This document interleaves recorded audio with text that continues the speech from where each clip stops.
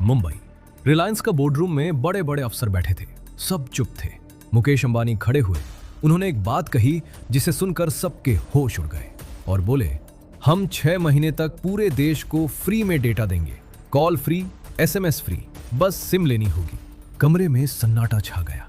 एक CFO ने हिम्मत करके पूछा, सर लेकिन इसमें हमारा 50,000 करोड़ रुपए डूब जाएगा, हम बर्बाद हो जाएंगे। अंबानी मुस्कुराए। उन्होंने कहा, लेकिन हमें 84,000 करोड़ रुपए का एम्पायर मिलेगा और पूरा भारत बदल जाएगा। उस कमरे में किसी को नहीं पता था कि सरकार की डिजिटल इंडिया पॉलिसी ने अंबानी को एक ऐसा मौका दे दिया है जो 100 साल में एक बार आता है, और जो होने वाला था वो टेलीकॉम की दुनिया को हमेशा के लिए बदल देने वाला था। इस कहानी की शुरुआत होती है बहुत पहले से। 2002 की बात है। उस साल मुकेश अंबानी के पिता धीरू भाई अंबानी का देहांत हो गया। धीरू भाई एक गरीब गांव से आए थे और रिलायंस को इंडिया की सबसे बड़ी कंपनियों में से एक बना दिया था। पेट्रोल, कपड़ा, प्लास्टिक, हर जगह रिलायंस थी। लेकिन धीरू भाई का एक सपना अधूरा रह गया था। वो सपना था टेलीकॉम। धीरू भाई चाहते थे कि हर गरीब इंसान के हाथ में फोन हो।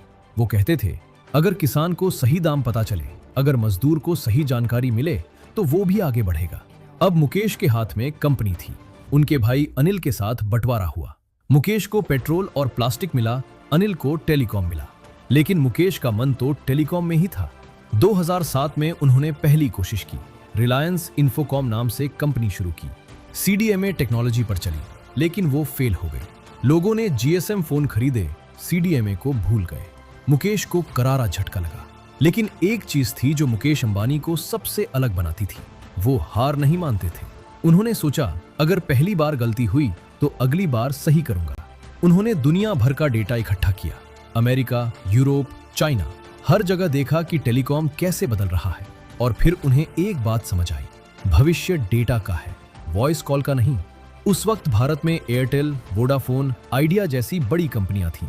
सब 2G और 3G पर चल रही थी। डेटा महंगा था। 1 गीगाबाइट का 200 से 300 रुपए लगता था। गरीब आदमी सोच भी नहीं सकता था डेटा खरीदने का। लेकिन मुकेश ने देखा कि दुनिया में 4G आ गया है। वो सोच रहे थे, अगर भारत में सस्ता 4G आ जाए तो क्या होगा। वो जानते थे कि सरकार बदलने वाली है, नई सोच आने वाली है। और 2014 में वही हुआ। मई 2014, नरेंद्र मोदी प्रधानमंत्री बने। उन्होंने अपने पहले भाषण में एक बात कही, डिजिटल इंडिया। मोदी चाहते थे कि हर गांव में इंटरनेट पहुंचे, हर किसान व्हाट्सएप चला सके, हर बच्चा ऑनलाइन पढ़ाई कर सके। इसके लिए सरकार ने कुछ बड़े फैसले लिए। पहला, स्पेक्ट्रम की नीलामी होगी, यानी जो कंपनी पैसे देगी उसे इंटरनेट चलाने का हक मिलेगा। समझो ऐसे जैसे रेडियो पर अलग अलग चैनल होते हैं ना, वैसे ही हर कंपनी को अपना चैनल मिलता है इंटरनेट चलाने के लिए। इसे स्पेक्ट्रम कहते हैं। दूसरा, सरकार ने कहा कि जो कंपनी डिजिटल इंडिया में मदद करेगी उसे छूट मिलेगी। मुकेश अंबानी ने यह सुना, उनकी आंखें चमक उठी। उन्होंने अपनी टीम को बुलाया, कहा, हमें स्पेक्ट्रम खरीदना है 4G के लिए पूरे भारत में। टीम ने पूछा, सर लेकिन इसमें हजारों करोड़ लगेंगे। अंबानी ने कहा, लगने दो, ये मौका दोबारा नहीं आएगा। 2015 में स्पेक्ट्रम की नीलामी हुई। रिलायंस जियो ने 13,000 करोड़ रुपए में पूरे देश का 4G स्पेक्ट्रम खरीद लिया, सबसे ज्यादा। एयरटेल, वोडाफोन हैरान रह गए। वो सोच रहे थे, अंबानी पागल हो गया है क्या, इतना पैसा फूंक रहा है। लेकिन अंबानी के दिमाग में एक प्लान था। उन्होंने सोचा, भारत के 130 करोड़ लोग हैं, अगर मैं हर किसी को सस्ता इंटरनेट दूं तो सब मेरे पास आएंगे, फिर मैं उनसे पैसे कमाऊंगा। पहली टेस्टिंग की गई। रिलायंस के अपने कर्मचारियों को जियो सिम दी गई। उन्होंने इस्तेमाल किया। स्पीड जबरदस्त थी, 40 से 50 मेगाबिट प्रति सेकंड, जो उस वक्त किसी ने सोचा भी नहीं था। अंबानी को यकीन हो गया। उन्होंने कहा, अब असली खेल शुरू होगा। 2015 से 2016 तक 1.5 साल पूरे भारत में रिलायंस जियो ने तूफान की तरह काम किया। 1.5 लाख करोड़ रुपए लगाए गए, यानी 1.5 लाख करोड़ रुपए। कश्मीर से कन्याकुमारी तक हर शहर, हर गांव में टावर लगाए गए। दिन रात काम चला, हजारों इंजीनियर लगे। एयरटेल और वोडाफोन के पास 10 साल में जितने टावर थे, जियो ने 1.5 साल में उतने लगा दिए। लोगों को हैरानी हो रही थी, अखबारों में खबर आने लगी। फिर आया वो दिन, 5 सितंबर 2016, रिलायंस की AGM meeting. Mukesh Ambani stage पर आए। उन्होंने घोषणा की, 31 दिसंबर तक सब कुछ free, call free, data free, बस सिम लेनी है। पूरा हॉल तालियों से गूंज उठा। लेकिन एयरटेल, वोडाफोन, आइडिया के ऑफिस में मातम छा गया। उनके CEO के पसीने छूट गए। उन्हें समझ आ गया कि अंबानी ने उनके खेल खत्म कर दिया है। जियो की सिम लेने के लिए लाइनें लग गई। दुकानों के बाहर भीड़। पहले महीने में 1.6 करोड़ लोगों ने सिम ली, दूसरे महीने में 3 करोड़, तीसरे महीने में 5 करोड़। देखते ही देखते जियो इंडिया की सबसे तेजी से बढ़ने वाली कंपनी बन गई। एयरटेल और वोडाफोन ने घबराकर अपने डेटा के दाम घटा दिए। पहले 1 GB 250 रुपए था, अब 50 रुपए कर दिया, फिर 20 रुपए। लेकिन जियो तो फ्री दे रही थी।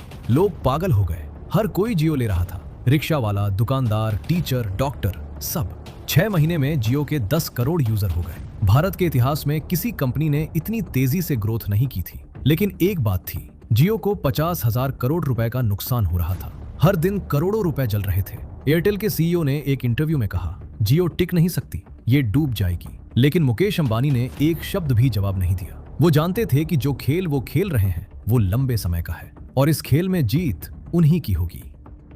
मार्च 2017 फ्री ऑफर खत्म हुआ। अब जियो ने प्लान लॉन्च किए। 1 GB डेटा 10 रुपए, 28 दिन का अनलिमिटेड 309 रुपए। लोगों को डर था कि अब मुकेश महंगा कर देगा, लेकिन नहीं, दाम सस्ते ही रहे। और लोगों ने सोचा, अगर इतने में इतना मिल रहा है तो क्यों ना ले। जियो के यूजर बढ़ते गए, 20 करोड़, फिर 30 करोड़, फिर 40 करोड़। 2019 तक जियो इंडिया की नंबर 1 टेलीकॉम कंपनी बन गई। एयरटेल को पीछे छोड़ दिया। वोडाफोन आइडिया तो खत्म होने के कगार पर आ गई। मुकेश अंबानी की तस्वीर हर अखबार में छपने लगी। लोग उन्हें विजनरी बुलाने लगे, गेम चेंजर कहने लगे। रिलायंस का शेयर आसमान छूने लगा। कंपनी की वैल्यू 10 लाख करोड़ रुपए पार कर गई। मुकेश अंबानी एशिया के सबसे अमीर आदमी बन गए। और जियो ने पूरे भारत को बदल दिया। पहले लोग सोचते थे इंटरनेट सिर्फ शहरों के लिए है, अब गांव के किसान भी यूट्यूब पर खेती सीख रहे थे। छोटे दुकानदार पेटीएम से पेमेंट ले रहे थे, बच्चे ऑनलाइन पढ़ाई कर रहे थे। भारत दुनिया में सबसे ज्यादा डेटा इस्तेमाल करने वाला देश बन गया। एक रिपोर्ट में आया, एक भारतीय महीने में औसतन 11 गीगाबाइट डेटा इस्तेमाल करता है, अमेरिका में सिर्फ 8 गीगाबाइट। ये जादू था और जादूगर थे मुकेश अंबानी। लेकिन हर कहानी में विलन होता है और इस कहानी में विलन थे एयरटेल, वोडाफोन, आइडिया। उन्होंने हार मानने से इनकार कर दिया। अब असली लड़ाई शुरू होने वाली थी।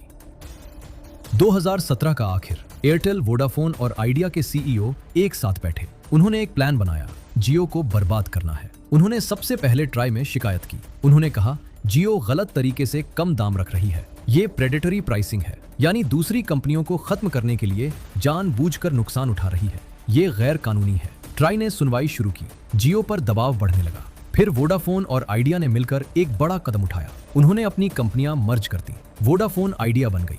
अब वो मिलकर जियो से लड़ सकते थे। एयरटेल ने भी अपने दाम और घटा दिए। उन्होंने कहा, जो जियो दे रही है हम भी देंगे। जियो के लिए मुश्किल आ गई। उधर एक और मुसीबत आई, जियो के नेटवर्क में दिक्कत आने लगी। इतने सारे लोग एक साथ इस्तेमाल कर रहे थे कि कभी कभी स्पीड कम हो जाती थी, कॉल ड्रॉप होने लगे। लोगों ने शिकायतें करनी शुरू कर दी। सोशल मीडिया पर हैशटैग जियो डाउन ट्रेंड होने लगा। अखबारों में आर्टिकल छपे, क्या जियो का जादू खत्म हो गया? कुछ लोग वापस एयरटेल पर जाने लगे। मुकेश अंबानी के लिए यह सबसे मुश्किल वक्त था। 1.5 लाख करोड़ रुपए लगाए थे। अगर अब हार गए तो सब बर्बाद। लेकिन मुकेश अंबानी वो आदमी नहीं थे जो हार मान ले। उन्होंने फौरन एक्शन लिया। पहला, और टावर लगाए। जहां दिक्कत थी वहां तुरंत टीम भेजी, नेटवर्क की क्वालिटी बढ़ाई। दूसरा, TRAI के सामने अपनी बात रखी। कहा, हम कोई गैर कानूनी काम नहीं कर रहे, हम सिर्फ लोगों को सस्ता इंटरनेट दे रहे हैं, ये देश के लिए अच्छा है। तीसरा, सरकार से बात की। मोदी सरकार का डिजिटल इंडिया का सपना जियो की वजह से पूरा हो रहा था। सरकार ने जियो का साथ दिया। ट्राई ने फैसला सुनाया। जियो ने कुछ गलत नहीं किया।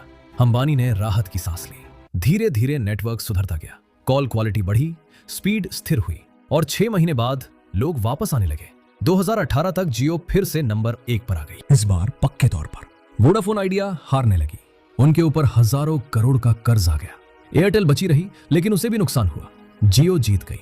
आज 2025 में जियो क्या है? 40 करोड़ से ज्यादा यूजर, भारत की सबसे बड़ी टेलीकॉम कंपनी, हर महीने 20,000 करोड़ रुपए से ज्यादा की कमाई।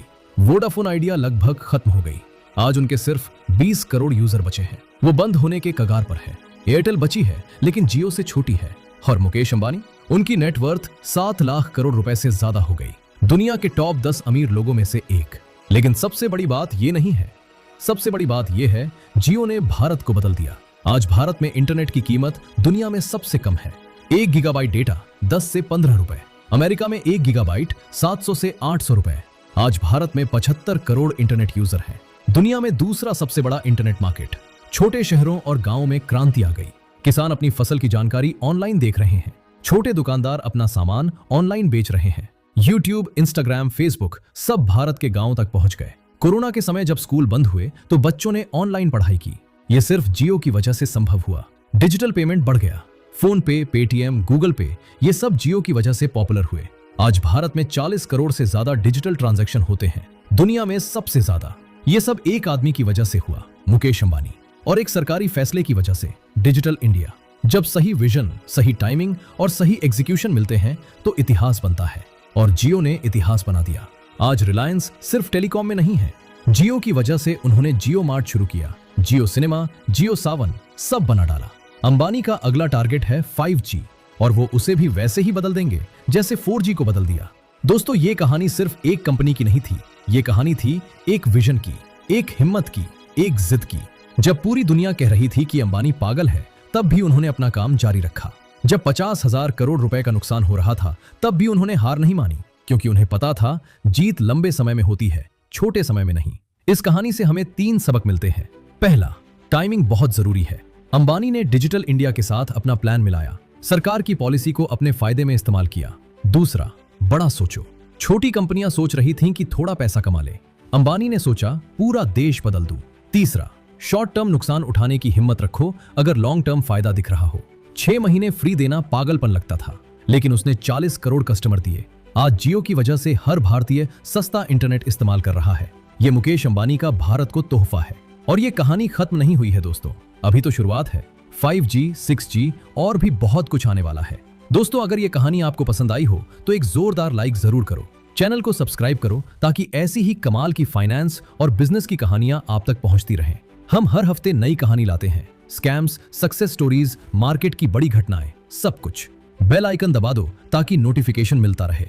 और हाँ, कमेंट में बताओ अगली कहानी किसकी चाहिए, टाटा, अडानी या कोई और। अपना पैसा संभाल के रखना, अपना विजन बड़ा रखना, और याद रखना, सपने वो नहीं जो नींद में आए, सपने वो हैं जो नींद उड़ा दे। मिलते हैं अगली कहानी में। जय हिंद।